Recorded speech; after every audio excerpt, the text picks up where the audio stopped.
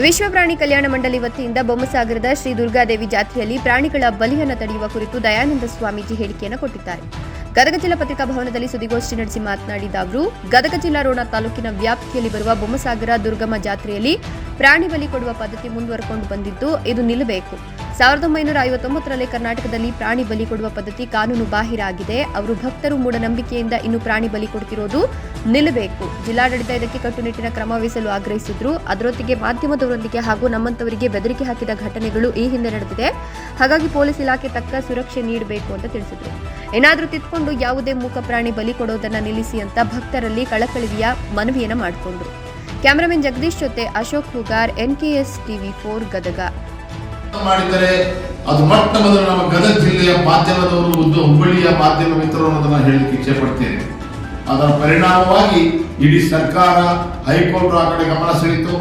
ಪ್ರಾರಂಭದ ವರ್ಷದಲ್ಲೇ ನಾವೆಲ್ಲ ಯಶಸ್ವಿಯಾಗಿ, ಆದರೆ ನಂತರದ ದಿನಮಾನಗಳಲ್ಲಿ ನಾವು ಮತ್ತೆ ಸಾಕಷ್ಟು ನೋವನ್ನು ಹೊಂದಿದ್ದೇವೆ. ಮಾಧ್ಯಮ ಮಿತ್ರರು, ನಾವೆಲ್ಲ ಪ್ರಚಾರಕರು ಅನೇಕ ಹೊಡೆತಗಳನ್ನು ತಿಂದಿದ್ದೇವೆ, ಸಾಕಷ್ಟು ನೋವಾಗಿದೆ.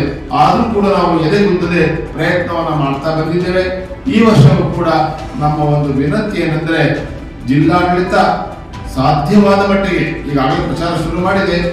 ಯಾವ್ಯಾವ ಊರಿಂದ ಸರೌಂಡಿಂಗ್ ಏರಿಯಾ, ಗಜೇಂದ್ರಗಡ ತಾಲೂಕು ಮತ್ತು ರೌಂಡ್ ತಾಲೂಕು, ಗದಗ ಸುತ್ತಮುತ್ತ ಯಾವ್ಯಾವ ಊರಿಂದ ಪ್ರಾಣಿಗಳನ್ನ ತಗೊಂಡು ಬರ್ತಾರೆ ಅನ್ನೋದನ್ನು ಮೊದಲೇ ಪತ್ತೆ ಹಚ್ಚಿ ಆ ಭಾಗದಲ್ಲೂ ಕೂಡ ಸಂಬಂಧಪಟ್ಟಂತ ಅಧಿಕಾರಿಗಳ ಮೂಲಕ ಅಲ್ಲಿಗೆ ಮುನ್ನೆಚ್ಚರಿಕೆಯಾಗಿ ಪ್ರಚಾರವನ್ನು ಕೈಗೊಳ್ಳಬೇಕು, ಜಾಗೃತಿಯನ್ನು ಮೂಡಿಸಬೇಕು. ಇದು ಕೇವಲ ನನ್ನ ವಿನಂತಿ ಅಷ್ಟೇ ಅಲ್ಲ, ಇದು ಕರ್ನಾಟಕ ಸರ್ಕಾರದ ರಾಜ್ಯದ ಹೈಕೋರ್ಟಿನ ಆದೇಶ ಅನ್ನೋದನ್ನು ತಮ್ಮ ಗಮನಕ್ಕೆ ತರಬಯಸ್ತಾ ಇದ್ದೇನೆ. ಈಗಾಗಲೇ ಕರ್ನಾಟಕ ರಾಜ್ಯ ಹೈಕೋರ್ಟ್ ನಮ್ಮ ಈ ಗದಗ ಜಿಲ್ಲಾಡಳಿತಕ್ಕೆ ಮತ್ತು ರಾಜ್ಯ ಸರ್ಕಾರಕ್ಕೆ ಒಂದು ಮನೆ ಆದೇಶವನ್ನು ಕೊಟ್ಟಿದೆ. ಅದರಲ್ಲಿ ಬೊಮ್ಮಸಾಗರ ಕೂಡ ಇದೊಂದು ಪಾರ್ಟಿ ಇದೆ, ತಮ್ಮ ಗಮನ ಗೊತ್ತಿದೆ. ಇದರಲ್ಲಿ ಅವರು ಸ್ಪಷ್ಟವಾಗಿ ಹೇಳ್ತಾ ಇದ್ದಾರೆ, ಯಾರು ನಮ್ಮ ರಾಜ್ಯ ಹೈಕೋರ್ಟ್ ಹೇಳ್ತಾ ಇದೆ, however we make it clear that the respondents shall continue to take. ಕೊಟ್ಟಿರೋದ್ರಿಂದ ನಾನು ತೀವ್ರವಾಗಿ ನಾನು ಜಿಲ್ಲಾಡಳಿತಕ್ಕೆ ವಿನಂತಿ ಮಾಡ್ತೇನೆ, ಕರ್ನಾಟಕ ಸರ್ಕಾರಕ್ಕೆ ವಿನಂತಿ ಮಾಡ್ತೇನೆ, ಯಾವ ಕಾರಣಕ್ಕೂ ಯಾವುದೇ ರಾಜಕೀಯ ಒತ್ತಡಕ್ಕೂ ಮಣಿಯದೆ ತಾವು ಪೂರ್ಣ ರೂಪದಲ್ಲಿ ಪ್ರಾಣಿ ಬಲಿಯನ್ನು ತಡೆಯಬೇಕು. ಒಂದು ವೇಳೆ ಮಧ್ಯ ಲೂಸ್ ಬಿಟ್ಟರೆ, ಈ ಸಾಲು ಕೂಡ ಲೂಸ್ ಬಿಟ್ಟಿದೆ, ಆದ್ರೆ ಇದರ ಬಗ್ಗೆ ನೇರವಾಗಿ ರಾಜ್ಯ ಉಚ್ಚ ನ್ಯಾಯಾಲಯಕ್ಕೆ ಜಿಲ್ಲಾಡಳಿತದ ವಿರುದ್ಧ, ಕರ್ನಾಟಕ ಸರ್ಕಾರದ ವಿರುದ್ಧ ನಾವು ಕಂಟೆಂಪ್ಟ್ ಆಫ್ ಕೋರ್ಟ್ ಅನ್ನು ಮೂವ್ ಮಾಡೋದು ಅನಿವಾರ್ಯವಾಗ್ತದೆ ಅನ್ನೋ ಮಾತನ್ನು ಈ ಸಂದರ್ಭದಲ್ಲಿ ಹೇಳ್ತಾ ಇದ್ದೀನಿ. It's inevitable to us to complaint, contempt of court ಅನ್ನು ನಾವು ಮೂವ್ ಮಾಡಬೇಕಾಗುತ್ತೆ ಹೈಕೋರ್ಟ್ ಅಲ್ಲಿ. ದಯವಿಟ್ಟು ಅದಕ್ಕೆ ಅವಕಾಶ ಕೊಡಬೇಡಿ. ಇವತ್ತು ಗಪ್ಪಡಿ ಜಿಲ್ಲೆ, ಮೈಸೂರು ಜಿಲ್ಲೆಯಲ್ಲಿ ಪ್ರಾಣಿ ಬಲಿ ಆಗುವ ತಡೆಯುವಾಗ ಸ್ವಲ್ಪ ವಿಫಲ ಆಗಿದ್ದಕ್ಕೆ ಹೈಕೋರ್ಟ್ ಈಗಾಗಲೇ ಆದೇಶವನ್ನು ಕೊಟ್ಟಿದೆ. ಅಲ್ಲಿ ಕಂಟೆಂಪ್ಟ್ ಕೂಡ ಮೂವ್ ಆಗಿತ್ತು. ಆ ದಿಶೆಯಲ್ಲಿ ನಾನು ಇವತ್ತು ಜಿಲ್ಲಾಡಳಿತಕ್ಕೆ ವಿನಂತಿ ಮಾಡ್ತೇನೆ. ಈಗಾಗಲೇ ನಿನ್ನೆ ತಾನೇ ರಾಜ್ಯದ ಮುಖ್ಯ ಕಾರ್ಯದರ್ಶಿಗಳಿಗೆ ಮತ್ತು ರಾಜ್ಯದ ಗೃಹ ಕಾರ್ಯದರ್ಶಿಗಳಿಗೆ ಹಾಗೂ ಪೊಲೀಸ್ ಮಹಾನಿರ್ದೇಶಕರಿಗೆ ವಿಧಾನಸೌಧದಲ್ಲಿ ಮತ್ತು ಪೊಲೀಸ್ ಹೆಡ್ ಕ್ವಾರ್ಟರ್ ಮೀಟಿಂಗ್ ಮಾಡಿ ಅವರ ಗಮನ ಸೆಳೆದು ಅವರಿಂದಲೂ ಕೂಡ ವಿಶೇಷವಾದ ಭದ್ರತೆಯನ್ನು ಬಂದೋಬಸ್ತ್ ಮಾಡಲಿಕ್ಕೆ ಜಿಲ್ಲಾಡಳಿತಕ್ಕೆ ಬೆಂಬಲವನ್ನು ಕೊಡಬೇಕು ಅಂತ ರಿಕ್ವೆಸ್ಟ್ ಮಾಡಿ ಬಂದಿದ್ದೇನೆ. ಮತ್ತೆ ನಿನ್ನೆ DC ಅವರು ಮತ್ತು SP ಅವರ ಜೊತೆ ಮಾತಾಡಿದ್ದೇನೆ. ರೋಡ್ ತಾಲೂಕಿನ ಎಲ್ಲ ಪೊಲೀಸ್ ವರ್ಗದ ಜೊತೆ ಮಾತಾಡಿದ್ದೇನೆ. ಗಜೇಂದ್ರಗಡ ಅಧಿಕಾರಿಗಳ ಹತ್ರ ಮಾತಾಡಿದ್ದೇನೆ. ಈಗ ನಾವು ಇಂದಿನಿಂದ ಪ್ರತಿ ವರ್ಷದಂತೆ ಅಹಿಂಸಾ ಪ್ರಾಣಿದಯ ಆಧ್ಯಾತ್ಮ ಸಂದೇಶ ಯಾತ್ರೆಯ ಮೂಲಕ ಜನರ ಮನ ಪರಿವರ್ತನೆಗೆ, ಜನ ಮನೋವಸ್ತಕತ ಕಾರ್ಯಕ್ರಮಕ್ಕೆ ನಾವು ಮುಂದಾಗ್ತಾ ಇದ್ದೇವೆ. ನಮ್ಮ ಟೀಮ್ ನಾಳೆಯಿಂದನೇ ಜಿಲ್ಲಾಧಿಕಾರಿಗಳ ಕಚೇರಿಯಿಂದ ಈ ಒಂದು ಅಹಿಂಸಾ ಪ್ರಾಣಿದಯ ಸಂದೇಶ ಯಾತ್ರೆ ಆರಂಭವಾಗ್ತದೆ.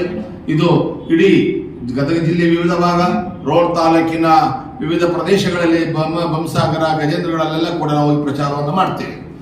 ಆದ್ರೆ ಒಂದು ಮಾತು ನನಗೆ ಗೊತ್ತಿದೆ, ನಿಮಗೂ ಗೊತ್ತಿದೆ, ನಾವು ಪ್ರಚಾರಕ್ಕೆ ಹೋದಾಗ ನಮ್ಮ ಮೇಲೆ ಅಟ್ಯಾಕ್ ಮಾಡ್ತಕ್ಕಂಥ ಸಾಧ್ಯತೆಗಳು ಇದ್ದಾವೆ. ನಮ್ಮ ಮಾಧ್ಯಮ ವರ್ಗದವರು ಕವರ್ ಮಾಡ್ಲಿಕ್ಕೆ ಹೋದಾಗ ಹಿಂದೆಲ್ಲ ಅಟ್ಯಾಕ್ ಮಾಡಿದ್ದು ನಮ್ಮ ಗಮನಕ್ಕೆ ಬಂದಿದೆ. ಈ ದೃಷ್ಟಿಯಿಂದ ಇಂದಿನ ಕಹಿ ಘಟನೆಗಳನ್ನು ನೆನಪಿಟ್ಟುಕೊಂಡು ಜಿಲ್ಲಾಡಳಿತ ನಮ್ಮ ಅಹಿಂಸಾ ಪ್ರಾಣಿದಯ ಸಂದೇಶ ಯಾತ್ರೆಗೆ ಹಾಗೂ ನಮ್ಮ ಮಾಧ್ಯಮ ಮಿತ್ರರಿಗೆ, ಅಲ್ಲೂ ಹೋಗ್ತಕ್ಕಂಥ NGOsಗಳಿಗೆ ಸೂಕ್ತ ಭದ್ರತೆಯನ್ನು ಒದಗಿಸಿಕೊಡಬೇಕು. ಅವರಿಗೆ ಏನು ತೊಂದರೆ ಆಗಲಿಕ್ಕೆ ಅವಕಾಶ ಕೊಡಬಾರದು ಅಂತಕ್ಕಂಥ ಒಂದು ಮನವಿಯನ್ನ ನಾನು ಜಿಲ್ಲಾಡಳಿತಕ್ಕೆ ಮಾಡ್ಕೊಳ್ತಾ ಇದ್ದೀನಿ. ಲಿಖಿತ ರೂಪದಲ್ಲಿ ಈಗಾಗಲೇ ಕೂಡ ಒಂದು ಮನವಿಯನ್ನು ಕೂಡ ಕೊಟ್ಟಿದ್ದೇವೆ ಸರ್ಕಾರಕ್ಕೆ. ನಮಗೆ ಈ ಸಂದರ್ಭದಲ್ಲಿ ಮತ್ತೊಂದು ಮುಖ್ಯ ವಿಷಯವನ್ನು ನಾನು ಭಕ್ತರಿಗೆ ಮತ್ತು ಸರ್ಕಾರ ಗಮನಕ್ಕೆ ತರುತ್ತೇನೆ. ಪ್ರಾಣಿ ಬಲಿ ನಿಷೇಧ ಕಾಯ್ದೆ 1959ರಲ್ಲಿ ನಮ್ಮ ರಾಜ್ಯದಲ್ಲಿ ಜಾರಿಗೆ ಬಂತು.